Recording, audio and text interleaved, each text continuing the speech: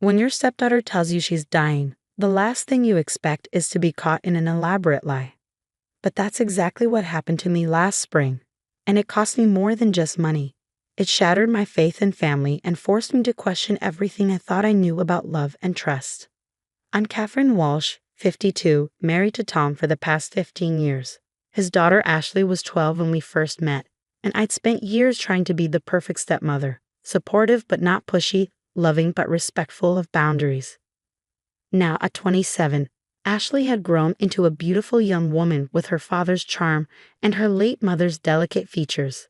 The day everything changed, I was in my home office reviewing client files for my real estate business when Ashley called, crying so hard I could barely understand her. "Can you come to the hospital?" she managed between sobs. "Please don't tell Dad yet. I need you." I'd never heard her sound so vulnerable. Despite our generally good relationship, Ashley usually went to her father first with any problems. This was different. An hour later, I sat in a sterile consultation room at Northwestern Memorial Hospital, holding Ashley's trembling hands as she told me the news that would set everything in motion. "It's stage 4 pancreatic cancer," she whispered, tears streaming down her face. "They're getting me 6 months, maybe less." My world tilted on its axis. Ashley was young, healthy, had her whole life ahead of her. She'd just gotten engaged to James, her boyfriend of 2 years, and they were planning a small wedding for next year. "Oh, sweetheart," I pulled her into my arms, my own tears falling now. "We'll get other opinions, the best doctors, experimental treatments, whatever it takes." She shook her head against my shoulder. "I don't want to spend my last months in hospitals. I want to marry James. I want one perfect day before." She couldn't finish the sentence. "Of course," I said immediately. "We'll move the wedding up. Whatever you need." But I want it to be special. Ashley looked up at me, her green eyes swimming with tears. "The wedding I've always dreamed of. At the Peninsula Hotel, with the crystal ballroom and the garden terrace." "I know it's expensive. Don't worry about the money," I heard myself say. "I'll take care of everything." The Peninsula Hotel was one of Chicago's most exclusive venues with a 2-year waiting list for weddings. But I had connections through my real estate work, and money could make things happen quickly. I'd have to sell my vacation home in Michigan, the one thing I'd kept from my life before Tom. But what was a house compared to giving my dying stepdaughter her dream wedding?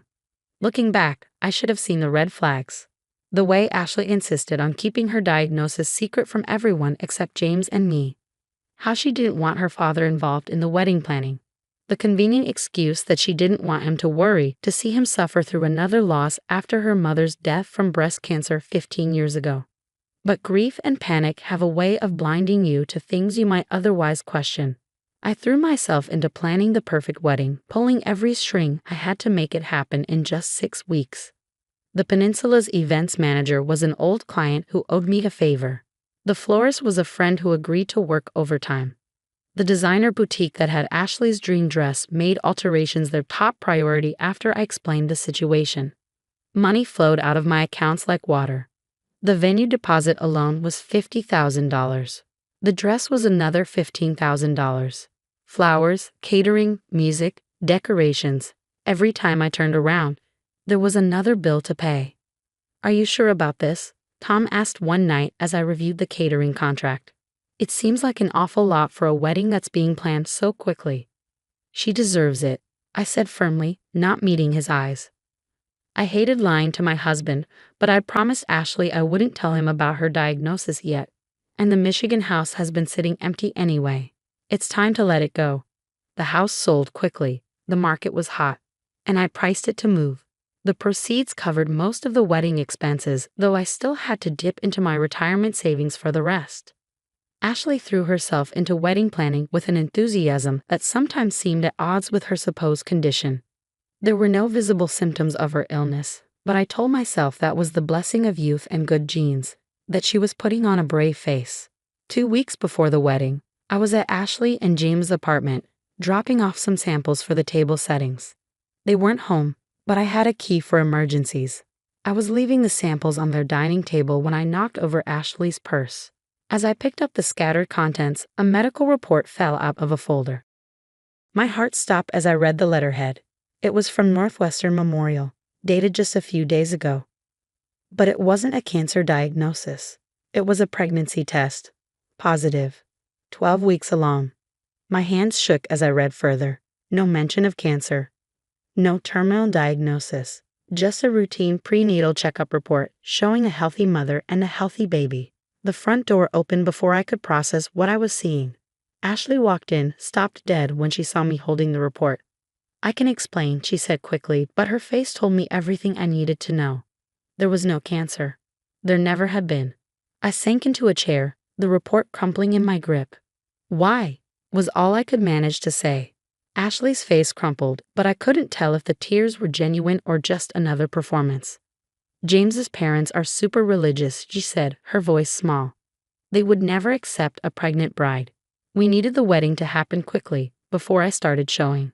And we couldn't afford the kind of wedding they'd expect from their only son." The room spun as the magnitude of her deception hit me. I'd sold my beloved lake house, the last connection to my late parents, the place where I'd spent every summer of my childhood.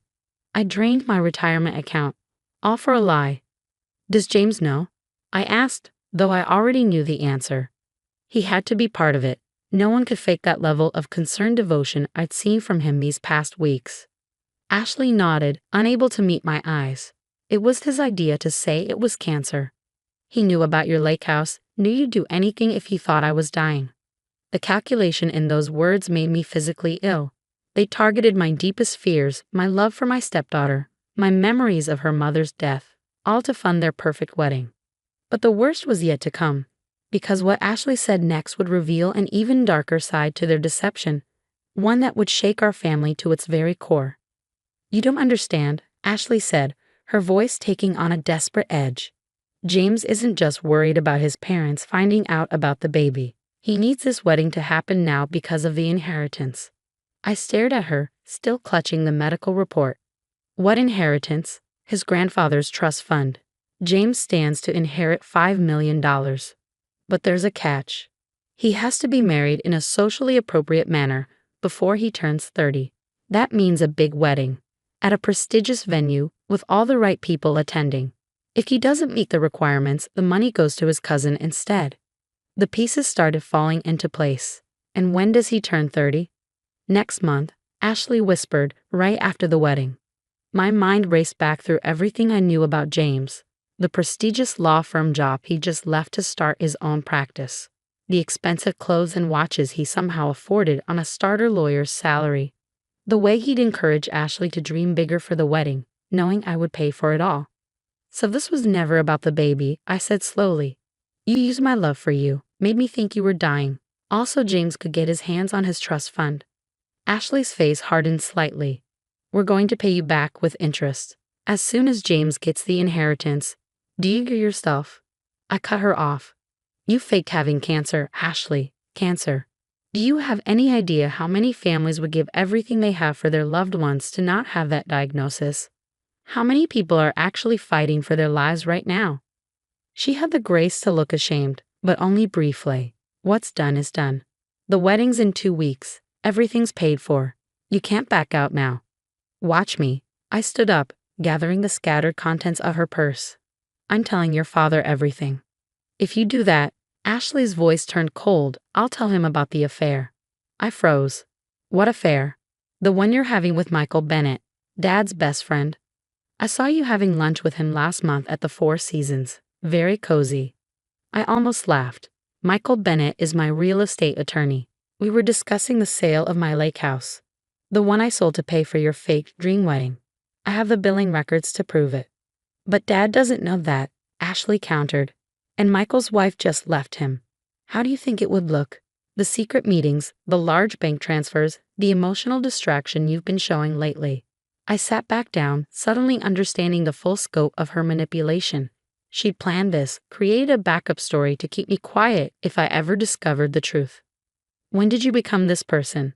I asked quietly. "What happened to the sweet girl who used to help me bake cookies for the homeless shelter? Who cried when she found injured birds in the garden?" Something flickered in her eyes. Regret, maybe, or just annoyance at being confronted with who she used to be. But before she could respond, we heard keys in the door again. James was home. He took in the scene, me with the medical report, Ashley's defensive posture, and his handsome face went blank. Not surprised, not angry. Just calculated. I see we're having a family discussion, he said smoothly, setting down his briefcase. Perhaps we should all talk this through calmly. There's nothing to discuss, I said, standing up again. The wedding's off. I'm calling the vendors tomorrow. James's smile didn't waver. That would be unwise, Catherine. You see, Ashley isn't the only one who's been watching and gathering information. He walked to his briefcase, pulled out a folder. Your real estate license is up for renewal next month. It would be a shame if the board received evidence of certain irregularities in your recent transactions. What irregularities? The lake house sale, for instance, sold well below market value, with some very creative accounting to avoid certain taxes.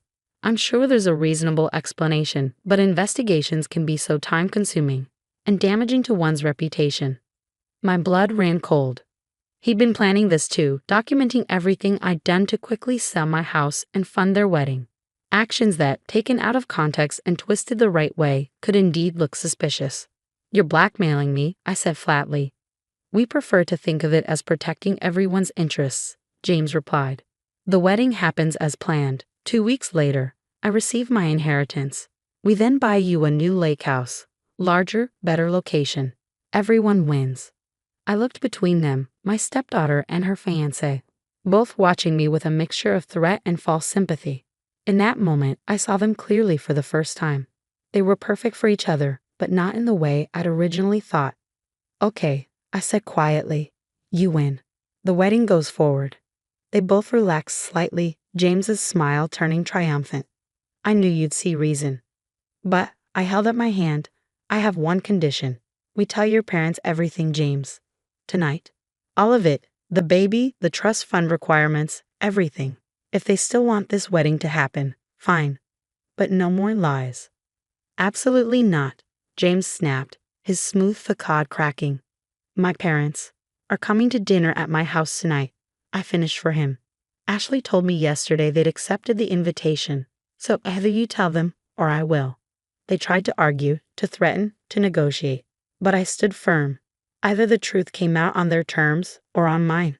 That night, over a dinner I could barely eat, James and Ashley confessed everything to his shocked parents. The pregnancy, the trust fund manipulation, the fake cancer diagnosis. What happened next surprised us all. James's father, a stern federal judge I'd only met twice, listened to the whole story in silence. Then he started to laugh. Did you really think we didn't know about the pregnancy? He asked his son. Your mother volunteers at that hospital. She saw Ashley's name on the patient list weeks ago. James went pale. But the trust fund requirements were meant to ensure you married someone you truly loved in a way that honored our family's values, his mother said quietly. Not to force you into an elaborate deception that hurt everyone around you.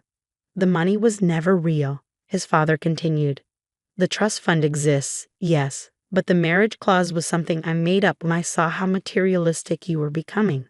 I wanted to see what you would do, if you would choose love and honesty, or if you would scheme your way to what you wanted. The silence that followed was deafening. James looked like he'd been hit by a truck. Ashley was crying, but this time I thought the tears might actually be real. The wedding is canceled, I said into the silence. I'm calling everyone tomorrow. No one argued. The next few weeks were a blur of cancellations, refunds, and difficult conversations. I told Tom everything, showing him the evidence of Ashley's deception. He was devastated, not just by her lies, but by how calculated and cruel she'd been. Some vendors took pity on us and refunded their deposits. Others kept them, understandably. I lost about 60% of what I'd spent, including the lake house. But somehow, that didn't hurt as much as losing my faith in the daughter I thought I'd raised. Ashley and James broke up 2 months later. Without the prospect of millions, their perfect partnership crumbled. She moved back home, humbled and genuinely remorseful for the first time. I don't expect you to forgive me, she said one night, finding me in the kitchen after everyone else had gone to bed. But I want you to know that losing your respect hurts more than losing the wedding, the money, even James.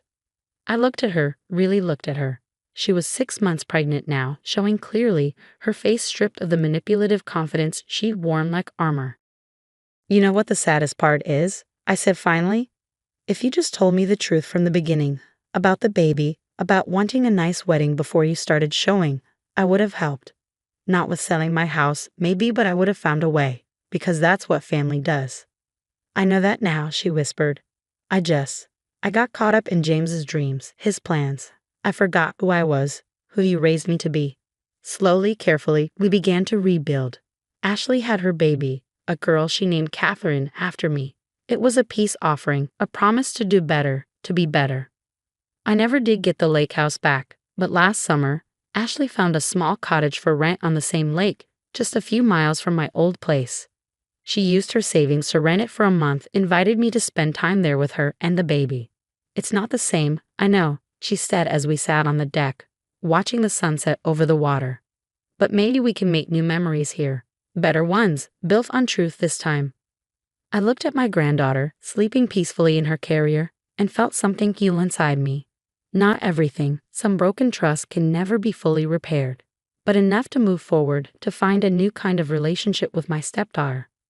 People often ask me if I regret not exposing Ashley and James more publicly, not making them face bigger consequences for their deception. But the truth is, they are facing consequences. James lost not just his inheritance but his family's respect. Ashley lost her dream wedding, her perfect fiancé, and had to rebuild her life as a single mother. And me? I lost a house but gained wisdom. I learned that sometimes the people we love most can hurt us deepest. But that doesn't mean we stop loving them. We just love them differently, more carefully, with clearer eyes and stronger boundaries.